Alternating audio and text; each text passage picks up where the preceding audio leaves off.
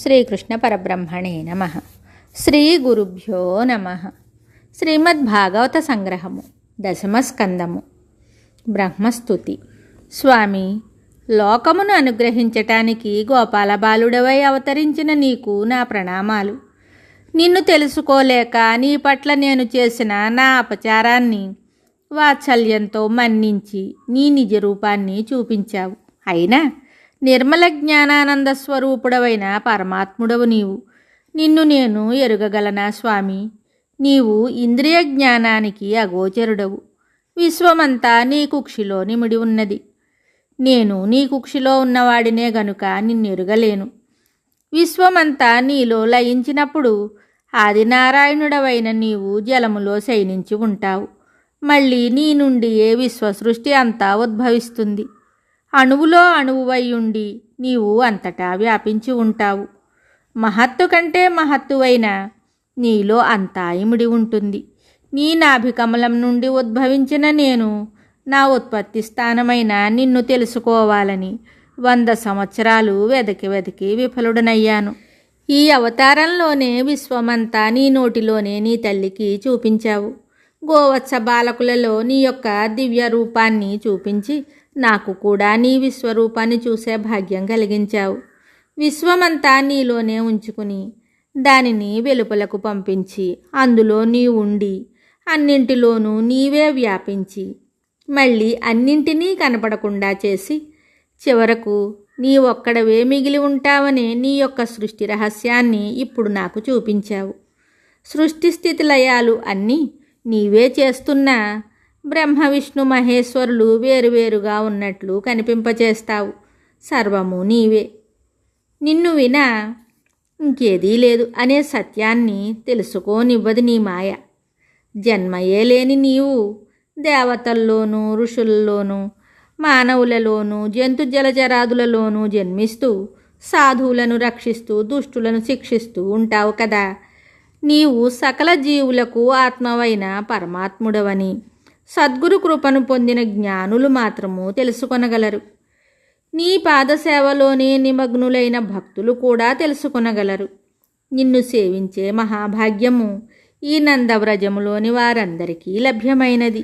వేదాలు కూడా తెలుసుకోలేనట్టి నిన్ను ఈ భూలోకంలో, ఈ బృందావనంలో, ఈ మందలో నిన్ను కృష్ణ అని పిలుస్తూ ఆలాపిస్తూ ప్రేమిస్తూ తమ సర్వస్వాన్ని సమర్పించే ఈ గొల్లలలో ఒక్కని పాదధూళి అయినా నా శిరస్సుపై పడితే చాలదా? ఈ బ్రహ్మపదం దేనికి? నిన్ను చంపవచ్చిన పూతనని నీలో చేర్చుకున్నావు కదా. మరి ఈ వ్రేపల్లలోని వారు తమ యొక్క మనస్సు, ధనము, దేహము సర్వము నీ సేవకే అంకితం చేశారు కనుక ఎలాంటి ఫలము పొందుతారో తెలుసుకోవాలని ఉన్నది. ఓ జగన్నాథ, కంసాది లోక కంటకులను అంతమొందించటానికి అవతరించిన దేవదేవ, నిన్ను నేను ఈ కల్పాంతము వరకు ఆరాధించేవాడనగుదునుగాక అని ఇంకా అనేక విధాలా స్తుతించి బాలకృష్ణుని అనుమతితో సత్యలోకానికి వెళ్ళిపోయాడు. దాచబడిన దూడలు, బాలకులు ఎక్కడివారక్కడే వెలిశారు. 1 సంవత్సర కాలం గడిచిన కృష్ణమాయచే బాలురంతా ఒక్క అరక్షణమే గడిచినట్లు భావించారు. వారి భోజన పదార్థాలన్నీ చెక్కు చెదరక చెడిపోక అలాగే ఉన్నవి. మొదట దూడలను తోలుకొని వచ్చుటకు వెళ్ళిన కృష్ణుడి చేతిలో వెన్న కలిపిన అన్నముతో ఆ దూడలను తోలుకుని అందరూ కూర్చున్న చోటికి వచ్చాడు. కృష్ణుని చూసి వారంతా, కృష్ణ, నీ గురించే చూస్తున్నాము, ఆకలి వేస్తున్నది, అన్నం తిందాం, వేగమే వచ్చి కూర్చో అన్నారు. అందరూ కలిసి హాస్యాలాడుకుంటూ ఆనందంగా అరగించారు. ఇళ్లకు తిరిగి వెళుతూ కృష్ణుడు వారందరినీ కొండచిలో చచ్చిన చోటికి తీసుకుని వెళ్ళాడు. ఆ సర్పం తెరిచి ఉన్న నోటితోనే ఈ సంవత్సర కాలంలో బాగా ఎండిపోయి కేవలం చర్మంగానే మిగిలిపోయింది. ఇళ్లకు వెళ్ళి అజిగర సర్పాన్ని కృష్ణుడు ఆ వేళనే చంపినట్లు పిల్లలంతా పెద్దలతో వర్ణించి చెప్పారు. రాజా, ఈ విధంగా కృష్ణుడు తన 5వ ఏటను అఘాసురుని చంపిన 1 సంవత్సరం తరువాతనే బృందావన వాసులకు పిల్లలు చెప్పగా తెలిసింది. ఈ సంవత్సర కాలంలో గోవులకు, గోపమ్మలకు తమ బిడ్డలపై అపరిమితమైన ప్రేమ కలగడానికి కారణమేమిటి అని పరీక్షిత్తు అడిగిన ప్రశ్నకు శ్రీశుకుడు ఇలా చెప్పాడు. రాజా, ఈ సంవత్సర కాలంలో తమ బిడ్డల రూపంలో సంచరించినది సాక్షాత్తు శ్రీకృష్ణ పరమాత్మయే కదా. అందుచేతనే ఆ తల్లుల యొక్క తండ్రుల యొక్క జీవాత్మ పరమాత్మ సన్నిధిలో స్పందించి ఆకర్షితమయ్యింది. ఆత్మ ఆత్మనే ప్రేమిస్తుంది కానీ శరీరాలను ప్రేమించదు కదా అని సుఖయోగీంద్రుడు పరీక్షిత్తునకు చెప్పాడు. బలరామకృష్ణులకు కౌమారము దాటి పౌగండం వచ్చింది. 5 సంవత్సరాలు దాటి 6వ సంవత్సరంలోకి అడుగుపెట్టారు. వాళ్ళిప్పుడు దూడలను కాయడం మానివేసి గోవులనే కాస్తున్నారు. అడవులలోనికి కూడా వెళుతున్నారు. బృందావనం అతి మనోహరమైన వనము. ఒకనాడు రామకృష్ణులు గోపబాలురతో కూడి వనంలో ప్రవేశించారు. అది ఎర్రని చిగుళ్లతో, పుష్పాలతో, ఫలాలతో, తుమ్మెదలతో, పక్షులతో, లేళ్లతో అతి రమ్యంగా ఉన్నది. శ్రీకృష్ణుడు సంకర్షణుడైన అన్నతో ఇలా అన్నాడు. అన్న, దేవతలచే ఆరాధింపబడే నీ పాదాలకు ఫలపుష్పాలతో నిండి ఉన్న ఈ వృక్షాలు తలలు వంచి మ్రొక్కుతున్నవి. తుమ్మెదలు నీ కీర్తిని గానం చేస్తున్నవి. నెమళ్ళు నిన్ను చూసి మేఘాలు వచ్చినంత ఆనందంతో నృత్యం చేస్తున్నాయి. కోకిలలు ఆహ్వాన గీతాలు ఆలపిస్తున్నవి. నీ పాదాలు సోకి ఈ భూమి పవిత్రమైనది. నీ కృపా దృష్టిచే ఇక్కడి నదులు పర్వతాలు పవిత్రమైనవి అని ఈ విధంగా ఆదిదేవుడు అనంతుని స్తుతించాడు. శ్రీకృష్ణుడు అత్యంత ఆనందాన్ని చిందిస్తూ అడవి అంతా తన క్రీడారంగముగా సంచరించేవాడు. మురళీగానముతో వనమంతా మారుమ్రోగించేవాడు. తుమ్మెదలు, హంసలు, కోకిలలు చేసే స్వరాలను అనుకరించేవాడు. జంతువులు అరుస్తుంటే తాను కూడా వాటిలాగా అరిచేవాడు. బలరాముడు అలసిపోయి విశ్రాంతి తీసుకుంటే తాను అతని పాదాలు ఒత్తేవాడు. తాను ఒక గోపబాలుని తొడపై తలపెట్టుకుని విశ్రమిస్తే తక్కిన పిల్లలు ఉపచారాలు చేసేవారు. గోపాలకృష్ణుడు గోవులను ఇలా పిలిచేవాడు.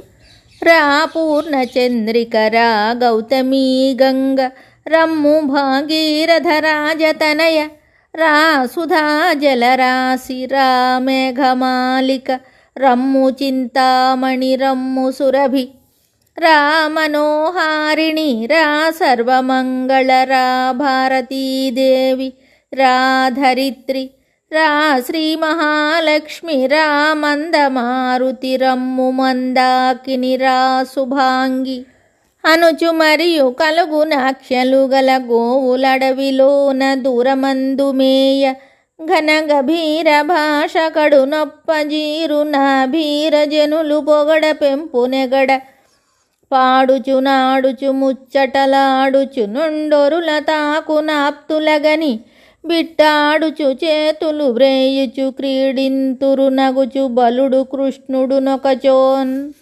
ఈ విధంగా బలరామకృష్ణులు తమ తోడి బాలురతో వనంలో విచ్చలవిడిగా విహరిస్తూ ఉండగా ఒకనాడు శ్రీరాముడనే బాలుడు రామకృష్ణులతోటి ఇలా అన్నాడు.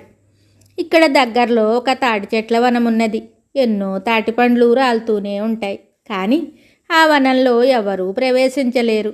ఎందుకంటే అక్కడ గార్ధభ రూపాననున్న ధేనుకుడు అనే రాక్షసుడు ఉన్నాడు. వాడు మహాబలశాలి. వానితో సమానులైన గార్ధభ రాక్షసులు ఎందరో ఆ వనంలో ఉన్నారు. ఆ వనంలోనికి ఎవరు ప్రవేశించినా ఆ రాక్షసుడు భక్షించేస్తాడు. అందుచేత మనుష్యులే కాక పశుపక్షాదులు కూడా అందు చొరబడవు. ఆ తాటి పండ్ల వాసన అంతటా వ్యాపిస్తుంది. మాకు ఆ పండ్లను తినాలని ఉంది అని చెప్పగా మిత్రుల కోరికను తీర్చాలని అన్నదమ్ములిద్దరూ ఆ వనంలో ప్రవేశించారు. బలశాలి అయిన బలరాముడు తాటి చెట్లను ఊపగా చాలా పండ్లు రాలినవి. ఆ శబ్దము విని రాక్షసుడు పరిగెత్తుకుంటూ వచ్చి బలరాముని గుండె మీద వెనుక కాళ్ళతో తన్నాడు. పరిగెత్తుకుని కొంత దూరం వెళ్ళి వచ్చి మళ్ళీ అలాగే తన్నబోయాడు. బలరాముడు దాని వెనుక కాళ్ళను పట్టుకొని ఆ గార్ధవాన్ని గిరగిరా తిప్పి విసిరికొట్టేసరికి అది అప్పుడే ప్రాణాలు విడిచి చచ్చి చెట్ల మీద పడింది. ఆ తాకిడికి కొన్ని తాటి చెట్లు పడిపోయాయి. ధేనుకుడు పడిపోవటం చూసి తక్కిన గార్ధభ రాక్షసులు వచ్చి అన్నదమ్ముల మీద పడి తన్నబోయారు. బలరామకృష్ణులు వారందరినీ అదేవిధంగా హతమార్చారు. ఆ వనానికి రాక్షస పీడ వదిలిపోయింది. పిల్లలందరూ గోవులను తోలుకుని ఆ వనంలో ప్రవేశించి పండ్లను ఆరగించారు. గోవులకు పచ్చని పచ్చిక బయళ్ళు దొరికాయి. ప్రకృతి ప్రసాదించిన వాటిని తాము అనుభవించలేనందున ఇతరులెవరూ కూడా అనుభవించరాదు అనే కుంటితత్వం గలవారు లోభులు, మత్సరులు అనబడతారు. అట్టివారు నశిస్తారని ఈ ధేనుకాసుర వృత్తాంతం తెలియజేస్తున్నది. మిగతా కథ తరువాయి భాగంలో తెలుసుకుందాము. శుభం.